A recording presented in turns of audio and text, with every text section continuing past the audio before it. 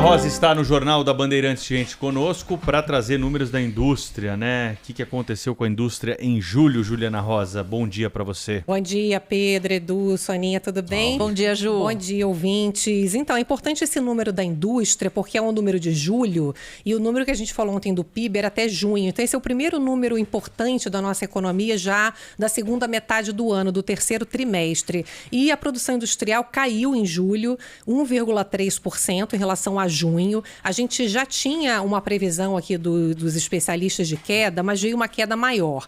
Por que já tinha uma previsão de queda? Porque aqui no Brasil, assim como em outras partes do mundo, a indústria está sofrendo com falta de peças. A pandemia afetou o fornecimento de peças, principalmente de semicondutores, né?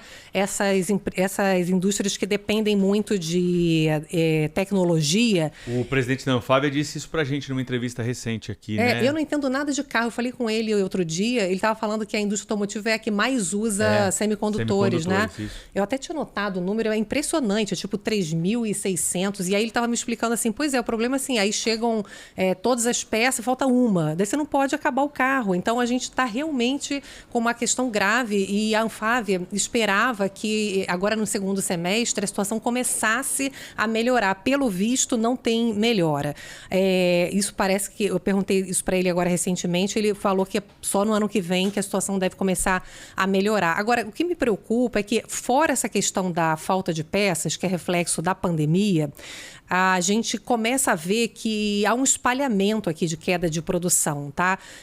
Quando você olha aqui o que caiu, olha só, caiu produção de alimentos já pelo segundo mês seguido. E aí eu me lembrei, ontem a gente falou sobre uma coisa que chamou atenção no PIB, que foi o consumo das famílias brasileiras que ficou parado no PIB, né? Havia uma previsão de algum crescimento, agora que a gente está falando aqui para você que está nos ouvindo, que com o avanço da vacinação, a gente já tem um funcionamento dos setores que mais geram emprego no Brasil. E os dados do mercado de trabalho mostram que, embora precário, a gente já tem reação do emprego. A gente tem já o funcionamento de bares e restaurantes, de salão de beleza, de cinema, né? Enfim, eventos estão começando aos poucos. Então, assim, a gente tem um segundo semestre onde o setor de serviços está reagindo. Mas o que acontece? As pessoas vão lá, consomem serviço e deixam de comprar o produto. Então, a indústria sofre não só com falta de equipamento, mas também com a falta de renda. Então, chama atenção para esse fato que a gente vem conversando, né? Por um lado, a gente tem a vacinação contribuindo para a melhora da economia e do setor de serviços.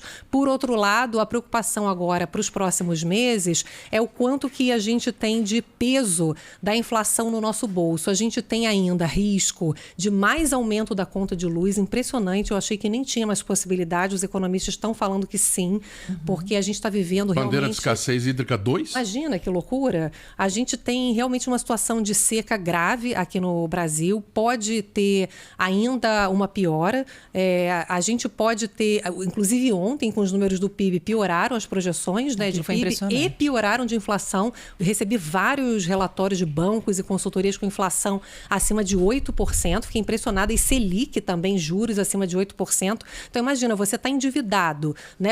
É difícil você não estar, né? Com dificuldade de trabalho, com essa inflação alta, daí você vai tomar crédito, os juros não param de subir, você tem um encarecimento de crédito, aí você tem perspectiva de que ainda pode aumentar a luz, os alimentos certamente... 14,20% 100 kWh. Exatamente, já aumentou 50%, depois agora aumentou mais 50%, e os economistas acham que ainda não está nem na conta dessa piora das previsões do PIB, o risco de apagão, né? Porque tem risco real de faltar luz, imagina, em outubro, antes do período de chuva em novembro, e eles estão preocupados também com o impacto disso na agricultura, porque o PIB já mostrou que o agronegócio sofreu já, teve queda, né, no PIB, agora é que vem o efeito mais forte no segundo semestre. Então a gente imagina, principalmente o baixa renda, você imagina o sofrimento agora, você tem o baixa renda principalmente sofrendo com coisas básicas, né, que é conta de luz e supermercado e combustível, que a gente tem falado, gás de botijão. Então, o governo devia estar preocupado com isso, né? Esse ponto, Ju, da questão da agropecuária, do agronegócio, repare, estava prestando justamente atenção nisso. A queda foi de 3%. PIB negativo de Muita 3% coisa, para a né, agricultura. O que isso representa no total? Primeiro trimestre de 2014 foi o melhor PIB no século. Né? De lá para cá, nesses 7 anos, repare o que aconteceu. O PIB, especificamente da agricultura, só dela, cresceu 18%. É 20 e pouco por cento, né, do PIB cresceu do Brasil, 18%. A indústria caiu 10%. E o setor de serviços caiu 2%. Nossa. Repare o peso quanto que do o agro tem ajudado, Exato. né? Foi. Quando Tem a É gente- muito que o agro 26% do segurou. PIB, né? O agro é 26% Sim, do é. E PIB. quando a gente tem um resultado de queda de 3%, principalmente por causa de geada, porque a gente está olhando para Sim. trás. Já teve a geada, é além da seca. Agora vem a questão da seca. Ou E outra seja, coisa, preocupação pro setor. outra coisa que eu acho E sempre pra nós. importante a gente frisar é a irresponsabilidade política, né? Ontem a toque de caixa aprovaram a reforma do imposto de renda lá na Câmara dos Deputados. A gente não sabe qual é o efeito líquido disso em termos de impacto de arrecadação de impostos. A gente sabe que a gente precisa ter aumento do Bolsa Família. Então o mercado agora está reagindo assim, poxa, vai ter dinheiro? E aí, de novo, aí, olha o pobre, assim, não adianta você dar o Bolsa Família e fazer uma reforma toque de caixa e aí causar essa preocupação de responsabilidade com as contas e aí provocar alta de dólar e mais aumento de alimento, mais aumento de conta de luz, entende? Essa irresponsabilidade política de briga entre poderes, né, que você vê aí o Senado ontem reprovou 2 matérias do governo, aí a Câmara foi, então vou aprovar aqui para mostrar que o governo tem força e não para ajudar realmente a população. Essa questão política que a gente vive hoje no Brasil está jogando muito contra a economia. Alô, políticos, né? As pessoas estão passando necessidade, né? Juliana Rosa, sempre nesse horário, trazendo notícias da economia. Até amanhã, Ju. Até amanhã. Até amanhã, Ju. Repórter Bandeirantes é um oferecimento